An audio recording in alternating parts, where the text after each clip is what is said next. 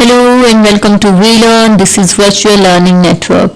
This is session number 7, Flow Control Statement and Function of .NET Technology. Topics to be covered are if then else and if, for next, do while loop, string function, space function, character codes, number function.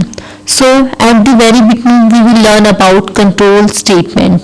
So what do you mean by control statement? Before going to control statement, we had just a sequential execution of our code. हमारे पास basically क्या होता था, हमारे जो code का execution होता था वो सिक्वेंशियल रहता था, बट समटाइम कंडीशन अराइजेस कि हमें अपना कोड सिक्वेंशली एग्जीक्यूट नहीं कराना है. देयर आर सम जंपिंग्स, उसमें कुछ जंप है और सम इटरेशन है.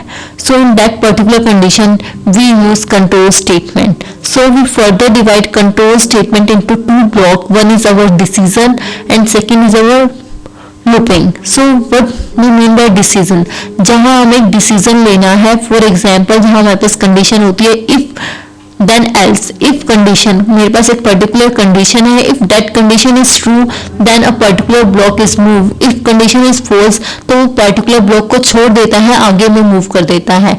इफ आई से कि if A is greater then 100, ए मेरे पास ग्रेटर देन 100 है, तो हम लोग बोलेंगे और लेसर नंबर. इफ ऐसा नहीं है तो एक नेक्स्ट कंडीशन होगी, तो जब कंडीशन ट्रू होगी तभी वो उस पर्टिकुलर ब्लॉक में एंटर करेगा. Next is our select case statement. Select case statement कौन सी होती है, जहां पे मुझे इफ एल्स की लेडर को रिड्यूस करके केसेस में यूज करना है. इफ हम लोग इसका एग्जांपल लेते हैं कि इफ हम लोग एक प्रोग्राम बनाना है जिसमें हम लोगों को चेक करना है 30 डेज है तो कौन सा मंथ होगा, 31 है तो कौन सा मंथ होगा. सो हम लोग चेक करते हैं if case one is date 30, day 30 है तो मंथ्स आ जाएंगे, डे 32 है तो मंथ्स, डे 31 है तो उसके रिस्पेक्ट में मंथ्स आ जाएंगे. सो केसेस की बात करते हैं तो हम लोग सिलेक्ट केस यूज करेंगे. जंपिंग की बात करेंगे तो इफ देन एल्स यूज करेंगे. Moving to looping. लूपिंग मतलब iteration. When we want to execute a group of statement और number of time, then we use loop statement. There are various loop statement. One is our do loop, second do while loop, do until loop, for next loop, while wind loop. So moving to our next slide. Next slide shows the syntax for if then else. If a particular condition is true, then a group of statement is executed. If it is not true, then else part is executed. We can also incorporate one if else into another if else. Even we can say that we can form a ladder of if then else statement. So moving to this particular slide gives the syntax for if then else. One thing that we must remember about if else in VB.NET, एक thing जो हमें हमेशा याद रखनी है VB.NET में if statement के बारे में, कि जो भी हम लोग एग्जीक्यूट करने जा रहे हैं उसकी स्टार्टिंग होगी तो उसकी हम लोगों को एंडिंग भी करनी है. If it is starting with if then if is ended with end if statement. So moving to this particular slide, if condition is true, मेरे पास कंडीशन ट्रू है, then statement for true alternative, तो हमारे पास एक true वाला block execute होगा. ऐसा नहीं है तो एल्स कंडीशन में जाएगा. अनदर कंडीशन इफ वैसा भी नहीं है तो एल्स स्टेटमेंट में मूव करेगा.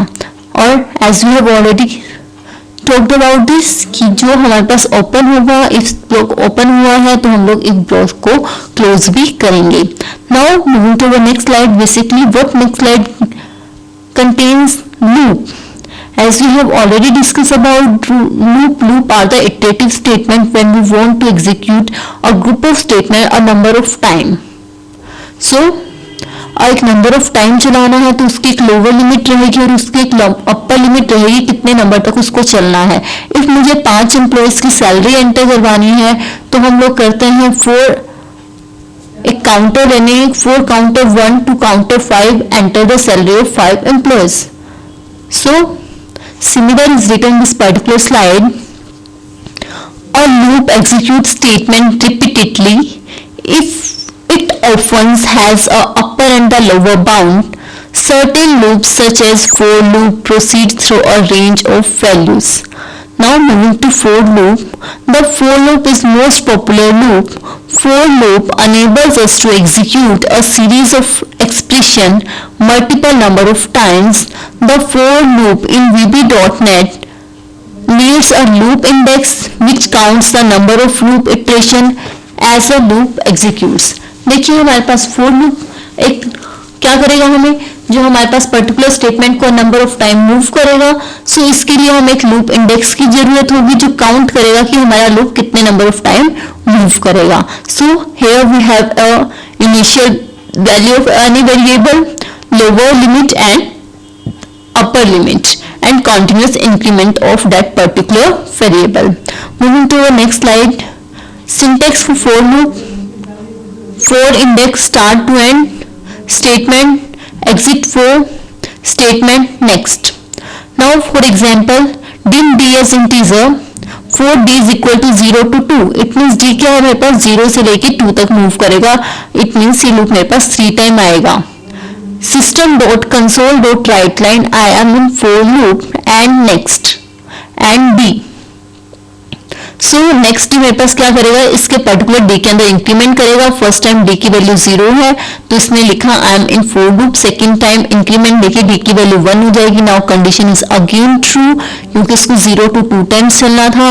अगेन प्रिंट होगा I am in loop for loop, then again d next taking an increment. जब तक एक पर्टिकुलर कंडीशन ट्रू होगी वो इसी लूप में एग्जीक्यूट होता रहेगा. Now moving to our next slide. What next slide contains? Next slide contains while loop. While loop keeps executing until the condition against which it test remains true. जब तक मेरे पास एक कंडीशन ट्रू रहती है तब तक वो ग्रुप ऑफ स्टेटमेंट को एग्जीक्यूट करेगा. जैसे ही मेरे पास एक कंडीशन फॉल्स हो जाती है वो हमारे पास लूप से बाहर आ जाएगा. एज वी हैव डिस्कस्ड, मेरे पास कुछ ओपन होगा तो मेरे पास वो क्लोज भी होगा. So what's the syntax for this? While condition, हम इसमें कंडीशन डालेंगे और देन जब तक कंडीशन ट्रू है ग्रुप ऑफ स्टेटमेंट पे executed, then end if. Now question arises, what type of condition can we pass from while loop और for loop? हम कौन सी टाइप की कंडीशन को पास कर सकते हैं? It may be any relational operation, relational statement, it may be any algebraic statement. All those statement that can have value true and false can be written here. It may be a combination of logical statements also. Here is an example. Dim d e as integer. Here we have two variable, one is d and another is e.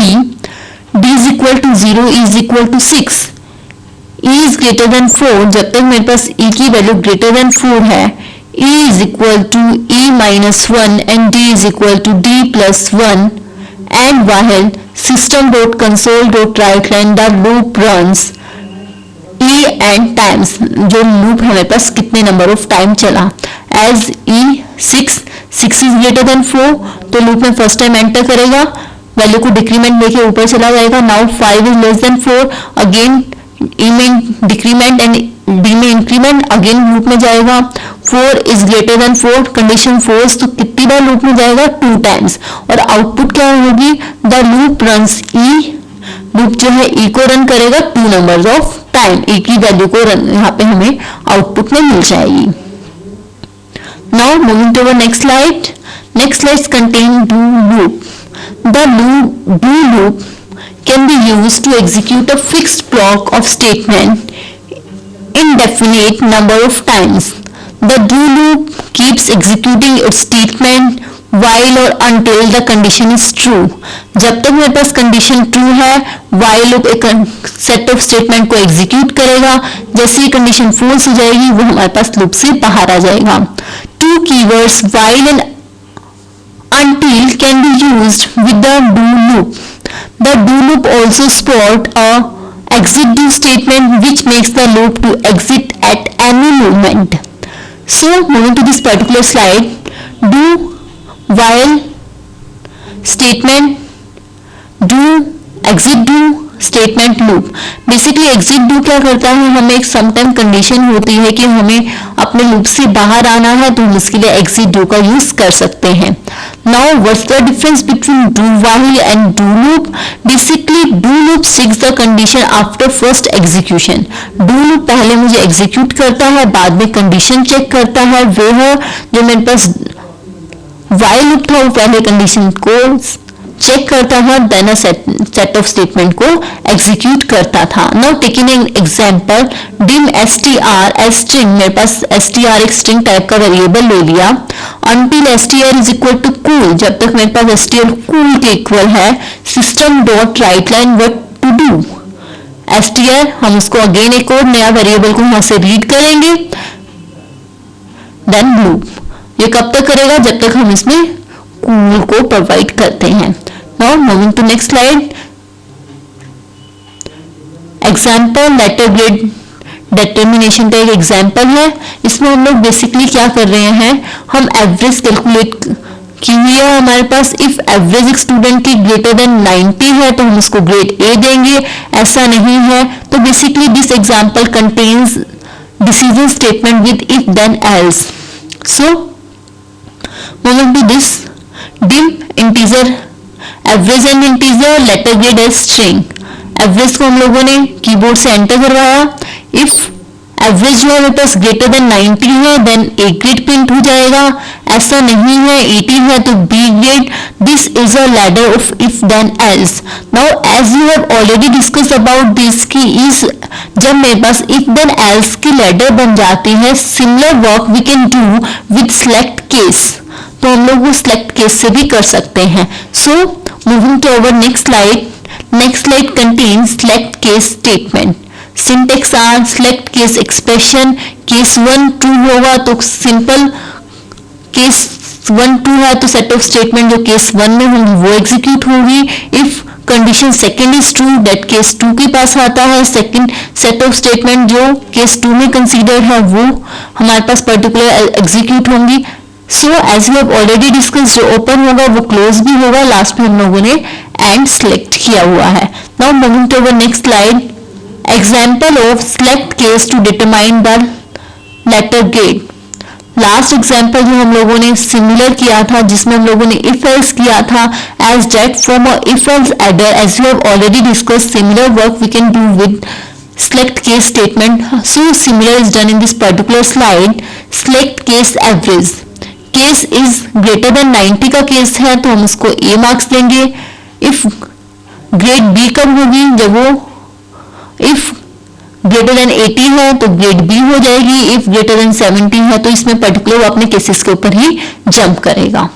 Moving to our next slide. Case condition. Case for the case can be 3 form. Case में हम लोग कौन सा variable दे सकते हैं? एक range हो सकती है, एक कंपैरिजन ऑपरेटर हो सकता है, एक वैल्यू और एक्सप्रेशन हो सकता है. So condition for case statement can be 3 form.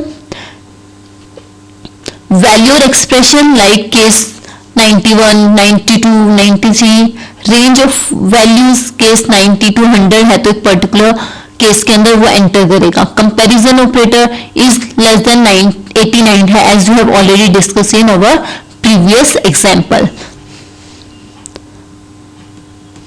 Now numeric function. There are some numeric function that we have used in VB.NET.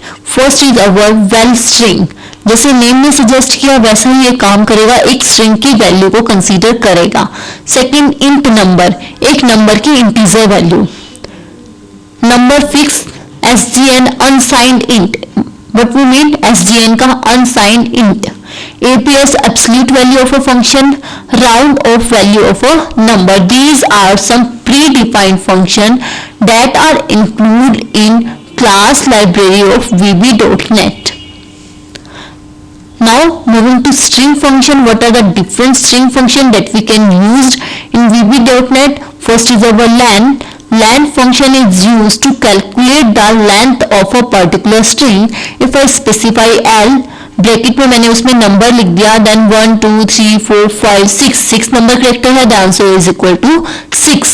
Space, जितना भी हमारे पास लेटर के बीच में स्पेस है that is our space function. Right string length, हमें right से किसी string की लेंथ फाइंड आउट करनी है, लेफ्ट से किसी स्ट्रिंग की लेंथ फाइंड करनी है तो हम वो कैलकुलेट कर सकते हैं।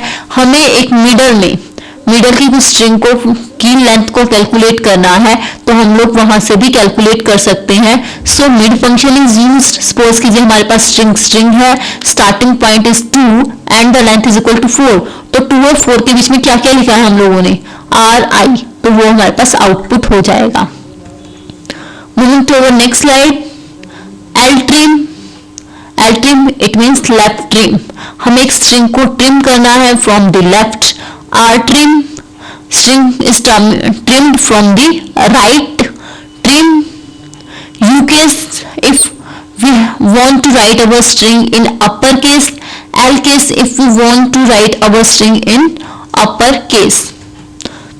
Now conversion function, str converts a number to a string, val converts a string to a number, cbool converts a string to the boolean data, car currency converts a string to a currency, cdate converts a string to the data type, cint converts a string to an integer data, csgn convert a string to a single data, cdouble converts a string to a double data। Next slide contains question for all of you people. At the very beginning, my first question is what's the difference between system defined and defined function? देखिए basically there are two types of function. One is our system defined, second one is our user defined function. System defined function वो रहते हैं जो already हमारी इनकी class library के अंदर defined है, as we have used like हमने string function भी यूज किया, अभी len यूज किया, हमने left string right string use किया, और second is our function user defined function होंगे जो यूजर अपने अकॉर्डिंगली उन्हें डिफाइन करता है।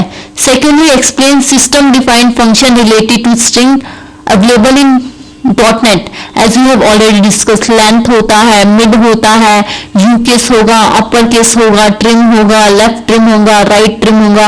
These are different type of